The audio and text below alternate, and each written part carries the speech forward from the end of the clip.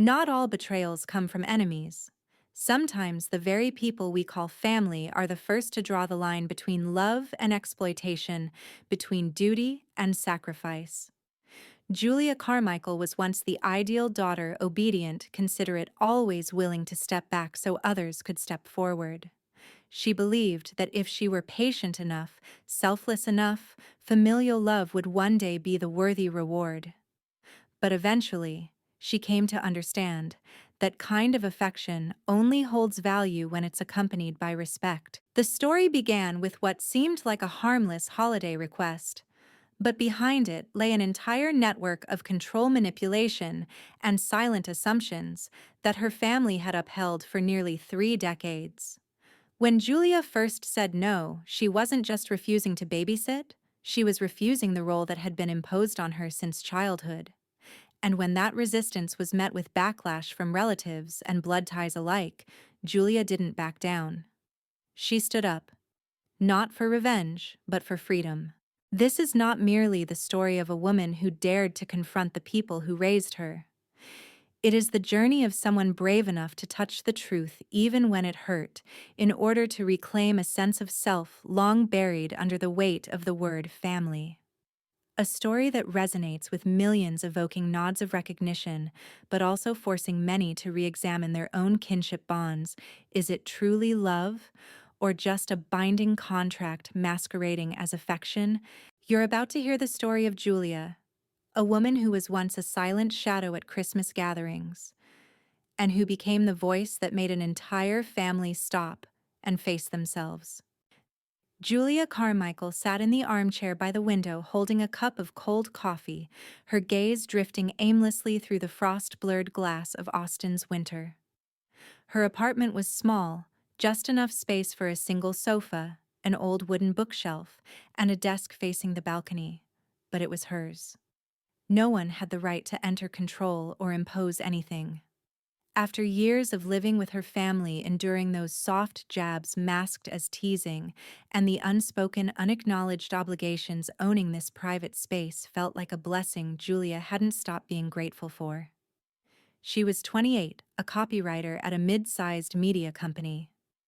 Her income wasn't high, but it was enough to live independently, to buy a few books each month, and to choose a quiet cafe over returning home every weekend. Even so, during the year's end, when Christmas lights began appearing on porches across town, a familiar heaviness returned. A kind of weariness without a name, as if each twinkling light was a reminder that the holidays were approaching, and with them the inevitable phone calls from her mother, the family gatherings where she was never a guest, but a servant. Since the age of 15, Julia had always been the one automatically assigned to look after the children during every family reunion. While the adults clinked wine glasses and chatted about work, real estate, and their European vacations, she was buried in a pile of board games, soothing cries, wiping noses, and always pretending to enjoy it. The children grew older each year, but her role never changed, as if it were an inseparable part of who she was, an invisible contract no one had ever asked her to sign.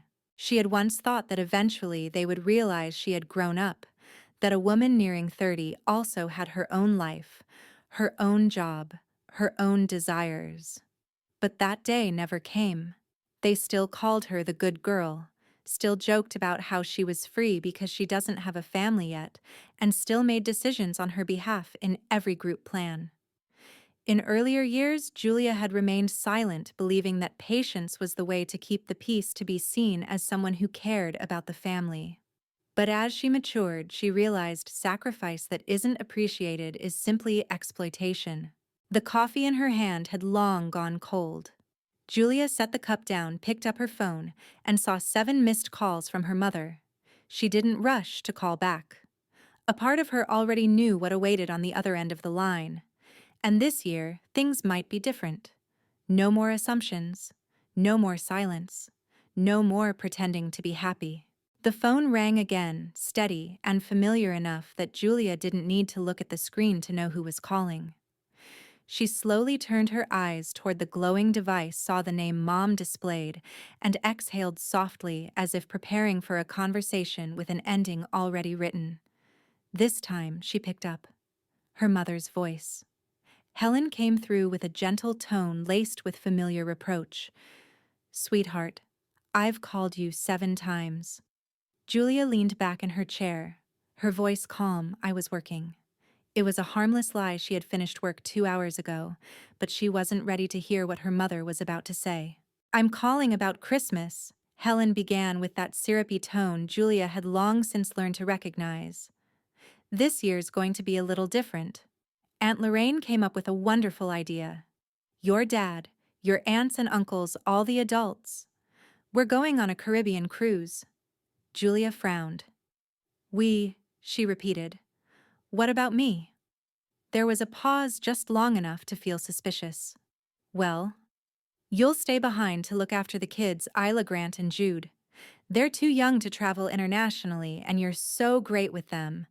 Just like every year, you're really good at this. Julia felt her chest tighten, each word cutting across an old wound that had never fully healed. So what you're saying is, the whole family goes on vacation while I stay behind as the babysitter? She asked softly, though her jaw had already tensed. Don't say it like that. It sounds so negative. Everyone has their role, and you don't have kids, you're not busy. So, this is also a good opportunity for you to practice. You know? Julia bit down gently on her lower lip, trying to stay calm. Mom, I have a job. I have plans with friends. I'm not free for an entire week to be left alone with 3 children. Helen gave a short laugh over the phone. You're always so overly rational. Christmas is about family. We've already booked the tickets, we can't cancel now. Don't make everyone feel sorry that you can't make a small sacrifice. Julia's even tone faltered, her heart gripped tight. Did you ever ask me what I wanted? Or did you just assume I'd say yes? Like every other year, she asked. Not angry, just cold. Helen was silent for a moment, then responded, her voice harder. You're being selfish, Julia. The whole family just wants a peaceful holiday. And here you are, making demands. Julia gave a sad smile, one meant only for herself. No, Mom. I'm not demanding anything. I'm just saying no. And you should start learning how to respect that. She ended the call, staring at the darkened screen, her mind churning. She knew from that moment on her family would start calling her by a new name, the traitor. But perhaps after so many years of being called the good one, this was the first name that finally brought her peace. Julia sat motionless for a long time after the call, as if a part of her body was trying to catch up with the quiet shift spreading within. She didn't scream, didn't cry, didn't tremble, reactions she might have had 5 years ago. Instead, there was a complete stillness, a silence where a decision had just taken shape. For the first time in her life, she had said no to her mother. A short word, yet carrying the weight of a rebellion. And what stunned her wasn't her mother's reaction, it was her own calm. She no longer felt the need to explain to prove she was good enough, obedient enough, useful enough. She had done more than enough of that already. The phone vibrated again. This time, it was her father. Julia saw the name Dad appear on the screen and answered. Without preamble, she said, I'm not changing my mind, so don't try to convince me. Her father's voice. Philip was low, measured, slightly hesitant.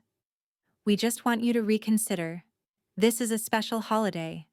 Everyone's excited.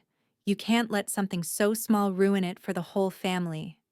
Julia gave a soft laugh, not out of joy, but because she recognized something she had known for a long time. To you and Mom, everything can be called small, as long as I'm the one sacrificing. There was a brief silence on the other end before he spoke again, this time, almost pleading. Could you just come on Christmas morning? The kids really want to see you. They miss you a lot. Julia glanced at the clock. She considered it not out of affection for the adults in the family, but for the children. They were innocent. They didn't understand the subtle games the adults were playing. I'll come that morning, around 11 a.m. But I'm only staying for a few hours, and you both have to promise not to bring up babysitting again. His voice eased noticeably with relief. I promise. Thank you, Julia. She hung up and looked out the window where the Christmas lights of the apartment across the way had begun to flicker. Everything suddenly felt strangely quiet, as if the battle just fought had left no visible scars. But Julia wasn't easily lulled by a calm surface. She knew her parents. That smoothness, that lack of pushback, it wasn't normal. She had learned that in her family, when things went too smoothly, it meant something was being hidden. Still, she felt lighter, at least in that moment. For the first time in years, she had drawn a boundary and made others respect it. She wasn't sure she would receive respect in return, but she knew finally she had begun to respect herself. On Christmas morning, Julia woke up earlier than planned, not out of excitement but because of a vague sense of foreboding, a thin intuition she couldn't quite explain. She made herself a cup of hot cocoa instead of coffee, wrapped the kids' presents in silver blue paper with red ribbon, carefully folding every edge as a final gesture of what was once called responsibility. For Isla, she chose a newly released set of youth novels. For Grant, a box of Legos he had excitedly mentioned over Zoom. And for Jude, an amber-colored stuffed bear identical to the one in the TV commercial he'd once pointed to with glee. Julia told herself today would be a short visit. No drama, no anger. Deliver the gifts, hug the kids. Wish them a Merry Christmas and return to the world she had fought for years to build. She drove through snow-covered streets, familiar carols playing on the radio. When she pulled up in front of the old family home, the first thing that made her pause was the empty driveway. Her parents' car was gone, as was Aunt Lorraine's white SUV. There was no sign that any adults were home, but the lights were on and footsteps echoed from inside. Julia walked slowly toward the porch, gift bag in hand, torn between suspicion and unease. The door opened before she could ring the bell. Isla, with messy curls falling around her face, squealed Aunt Julia. "You really came." Julia smiled, crouching down to hug the girl. "Merry Christmas, sweetheart. Where are your parents?" Isla blinked innocently. "They left. You're staying with us, right?" Julia froze for a second, as if all the surrounding sounds had drained away, leaving only an echoing void inside her head. Grant and Jude came running out from inside, excitedly hugging her and reaching for gifts. She forced a smile, handed them the gift bag, while inside her, a wave of fury began to rise. She stepped into the house and looked around. The tree was elaborately decorated. Gift boxes, already arranged underneath the dining table, still held traces of bread and warm milk. And the fridge was covered with sticky notes listing the week's menu, bedtimes for each child, and emergency contact numbers. Julia picked up a piece of paper on the table. "Dear Julia, we're on the 9 a.m. flight. The kids have had breakfast, meals are prepared in the fridge. Don't forget Jude's nap at 7, Isla, and Grant at 8:30. Thank you. Mom." No apology, no explanation, just blatant deceit dressed up as a polite request. Julia clenched the note, feeling like she was holding irrefutable proof of utter disregard. She looked at the three kids unwrapping presents under the tree, faces glowing with joy, entirely innocent. Then, almost instinctively, she set the note back on the table and pulled her phone from her bag. Her next move didn't come from emotion, but from something higher, awakening. Julia stood in the familiar but cold kitchen, gripping her phone so tightly her knuckles turned white. She dialed her mother's number. Once, twice, 3 times, the same saccharine voice finally came through. "Julia, you're there already. How are the kids?" She clenched her jaw to keep her voice steady. "You want to know how they are? I made it very clear I wasn't agreeing to babysit, and yet you tricked me into coming here and left." On the other end, Helen tried to keep her tone light, like soothing a pouting child. "Don't be so dramatic, sweetheart. I knew you'd come. You're always the responsible one. I trust you." Julia cut her off, her voice low and sharp. "I'm not free childcare. I agreed to stop by in the morning. That does not mean I agreed to take care of 3 kids for a whole week." There was a long silence before her mother spoke again, this time with real concern. "Julia, you can't just leave them. They're depending on you. Walking out now would be irresponsible." Julia closed her eyes, holding back the rising tide of rage. Leaving 3 minors alone in a house without notifying anyone or arranging for another adult, that's what's irresponsible. I'm considering calling the police. This is abandonment of minors. Do you understand? That Helen's voice cracked with panic. You wouldn't do that, would you? You wouldn't report your own parents. Julia answered coldly. You have 1 hour to come back. If no one shows up by then, I'm calling the police and having the kids placed in child protective services. Your move. Without waiting for a reply, Julia hung up. Her heart pounded, but her gaze was steady, unnervingly so. She returned to the living room and saw the 3 kids sitting in a pile of wrapping paper and ribbons, giggling together. She couldn't take her anger out on them. They didn't know. They were just innocent children being used as pawns in a selfish game of adult manipulation. Julia took a deep breath and forced a smile. Everyone will be back soon. While we wait. How about a puzzle? Isla clapped excitedly, and Grant and Jude pulled the game box into the center of the room. Time dragged like drops of water. Julia kept checking the clock each passing minute, tightening her chest. 45 minutes passed. She was about to pick up the phone when the sound of a car outside caught her ear. She pulled back the curtain. Her parents' car, Aunt Lorraine's, and Uncle Howard's were all pulling into the driveway. The kids immediately dropped the game and ran to open the door, shouting with joy, as if nothing had happened. Julia stayed put, didn't greet them, didn't smile, didn't wave. She just tightened her grip on her bag and watched the door swing open to a return she hadn't wished for. Helen rushed in first, mouth already spilling apologies she hadn't yet spoken. But Julia cut her off before she could say a word. I don't need an explanation. I came for the kids. And now I'm leaving. No hugs, no glance back. Julia walked out of the house she once called home without tears, without hesitation. All that remained was a single crystal-clear truth: they had gone too far, and she had come far enough to never return the same again. The next morning, as soft sunlight filtered through the white curtains, Julia woke up in her apartment with an unusually light feeling.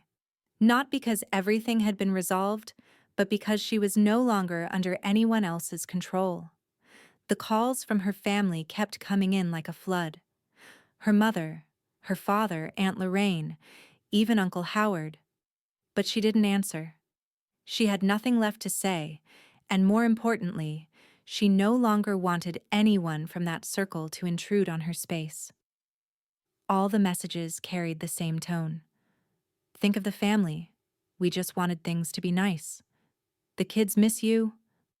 But not a single person said sorry. Instead, that afternoon, Julia happened to come across a Facebook post from her mother. In a photo from a past Christmas, she wrote, "Sad when a family member no longer wishes to share the holidays. The kids are disappointed. A holiday ruined by selfish pride. Family stops being family when forgiveness disappears." Julia quietly read the caption again and again. No names were mentioned, but everyone knew exactly who it was about. Beneath the post were the usual comments from relatives. So sorry, Helen. The younger generation only thinks of themselves nowadays. Unbelievable. A cold shiver ran down Julia's spine, not from the public shaming, but from her mother's expert ability to disguise wrongdoing in a cloak of moral superiority. But this time, Julia had no intention of staying silent. She opened her laptop and wrote a post, not angry, not accusatory, just honest. She laid out the full story: her clear refusal, the call confirming she would only be stopping by Christmas morning, and how she'd been tricked into a week of childcare.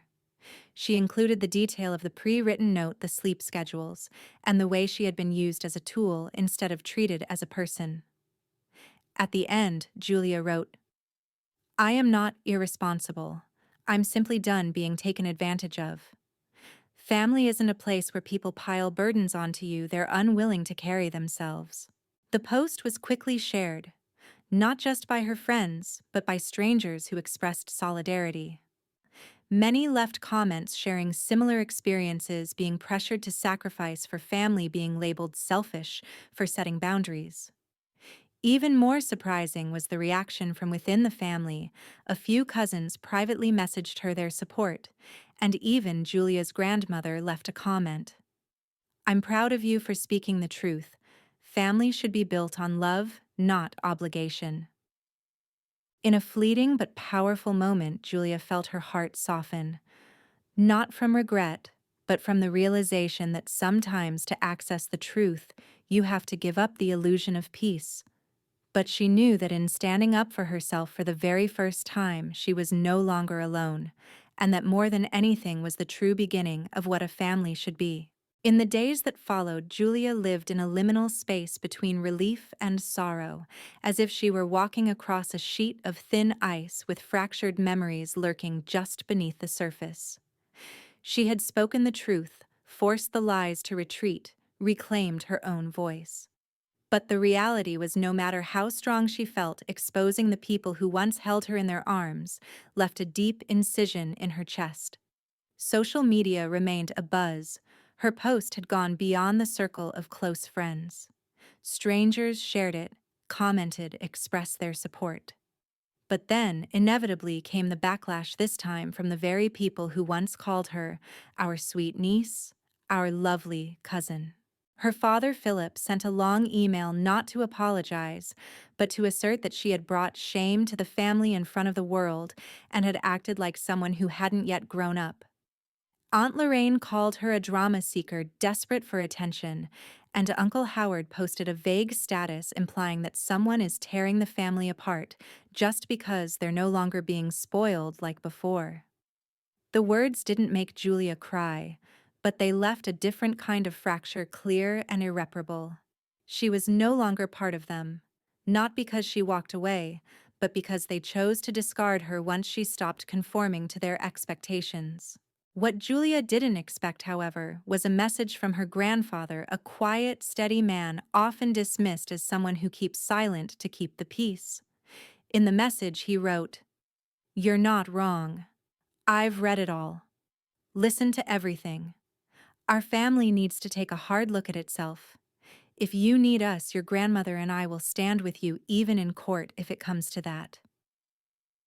That single line felt like an anchor dropped into the heart of a storm. Julia called him immediately. His voice was warm and grounded like old familiar soil.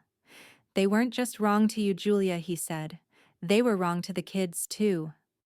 Forcing someone to do what they clearly declined, then vilifying them for resisting, that's not how a family treats each other. Julia stayed silent, trying not to let her voice crack. She couldn't remember the last time someone stood up for her during a family dispute. The acknowledgement came late, but not too late. Her grandparents offered to go with her to meet a lawyer. They didn't want this to end with a hollow apology, only for everything to return to normal like nothing had happened. Julia knew that if she didn't act, this pattern would repeat on her, on others in the family, or worse, on the children they were teaching to ignore other people's boundaries. And so, for the first time in her life, Julia scheduled a meeting with a family law attorney. Not for revenge, but to protect herself and those who couldn't yet speak for themselves. The meeting took place in a small office on the third floor of an old building in downtown Austin. Julia's attorney was Vanessa Gale, a woman in her early 40s, with her hair neatly tied up, sharp eyes that weren't unkind. After listening to the entire story, from the vague phone call to the smear posts and her father's threatening email, Vanessa simply nodded and leaned forward, fingers interlocked on the desk. "You weren't just hurt by abandonment, Julia. This is a form of prolonged psychological abuse cloaked under the label of family. And their public defamation can absolutely be considered libel." Julia sat still, trying to absorb the statement as a final confirmation of what her heart had long known, but tried to deny this was no longer just a family disagreement. This was a series of damaging actions, and they deserved to be held accountable. Vanessa proposed starting with an official cease and desist letter addressed to her parents, Aunt Lorraine and Uncle Howard, informing them that if the attacks continued, Julia would proceed with legal action for defamation and emotional harm. Julia agreed. Not because she wanted to make an example out of anyone, but because she needed to draw a clear line. A boundary that, if crossed again, would no longer be dealt with at the dinner table but in a courtroom. The letter was sent, and as if a mirror had been shattered on the floor, every last mask came undone. Her mother posted a long message on social media portraying her as an ungrateful daughter, suing her parents for reputation points, while her father wrote a tearful piece about the pain of a father betrayed by his own child. Aunt Lorraine chimed in beneath. She just wants pity. A skilled actress, nothing more. Julia read every word, each sentence like needles driving into her skin. But she didn't retreat. Instead, she forwarded the posts, the comments, and the emails to Vanessa. This time, they didn't just send letters, they filed a lawsuit. Charges defamation, prolonged emotional abuse, and harassment via digital platforms. Julia knew this would be a long battle, but she also knew that if she didn't do this for herself, no one else would. And amidst the sessions with her lawyer, the notes, the copies of evidence, she felt something growing inside her, not hatred, but resolve. She wasn't fighting to bring them down. She was fighting to stand tall, to never again be pulled back into that old role, the obedient daughter, always sacrificing, never daring to say enough. This time, Julia didn't stay silent, and finally her voice carried weight. The trial took place on a cool spring morning under an Austin sky so clear it felt like a silent reassurance. Julia sat in the plaintiff's bench, arms around a neatly organized stack of documents. Beside her was attorney Vanessa, calm and sharp as always. Across the room were familiar faces, now too foreign to recognize: her parents, Aunt Lorraine and Uncle Howard, some avoiding eye contact, others holding their heads high, as if still performing the role of the victim. She hadn't come for revenge, nor had she come to forgive. She came to name what no one in her family had dared to, for nearly 30 years: manipulation disguised as love. Vanessa presented the case with clarity, citing the defamatory public posts, the hostile emails, the deceit that led to 3 young children being abandoned, and most significantly, the long-standing behavioral pattern that kept Julia in the role of the good daughter only when she had no voice of her own. The tension in the courtroom spiked when Julia's grandparents took the stand. Her grandfather's voice, raspy but resolute, recounted years of Julia being forced to shoulder responsibilities not hers, isolated whenever she expressed opinions, and branded as selfish anytime she demanded fairness. Evidence was laid out: her mother's viral post-screen captures of vicious comments, her father's status declaring his daughter unwelcome at family events, and the Christmas Day voice recording where Julia had clearly said no, yet was still deceived. After an hour of deliberation, the judge delivered the ruling: the defendants were guilty of defamation and emotional harm, ordered to publish a public apology, remove all defamatory content, and pay damages and legal fees. Furthermore, a 1-year restraining order was issued with the possibility of extension if further harassment occurred. Julia left the courthouse not in a blaze of victory, but with a quiet relief. She didn't feel triumphant, but she knew she had protected what mattered most: her worth and her right to exist as an independent person. The consequences for the others came quicker than she expected. Her father lost his board position, her mother was asked to step down from the PTA, Aunt Lorraine, and Uncle Howard lost clients and eventually closed their shop. But Julia didn't look back to watch them fall. She didn't need to. She had chosen a different path, one that kept her standing tall. 10 years later, Julia was the creative director of a major media company with a warm, chosen family of her own. She kept in touch with the 3 children, now grown and beginning to understand. Isla, the little girl who had opened the door that Christmas Day, moved in with Julia after turning 18. The old, frayed ties had been severed. The new ones this time were hers to choose.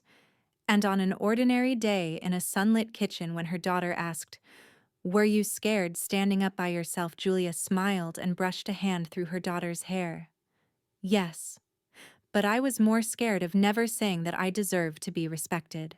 Some departures don't come with slammed doors or tears. They begin with someone stepping out of an old role, shedding the teachings and expectations, and saying to the world and to themselves, I deserve respect. Julia lost a family, at least on paper.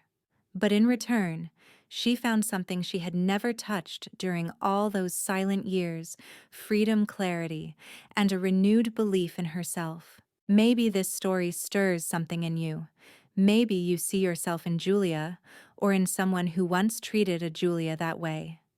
No matter which side you're on, remember this family is not where we are meant to suffer. A true family begins with respect and ends only where conditional love does not. If you've ever been asked to sacrifice for the sake of peace, if you've ever been called selfish just for wanting to be heard, share this story. Not to accuse, but to remind yourself you are not alone and you have the right to speak up. Click subscribe so we can keep telling these stories of courage in the dark.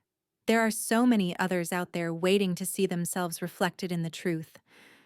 And maybe one day, you'll be the one who helps them step into the light.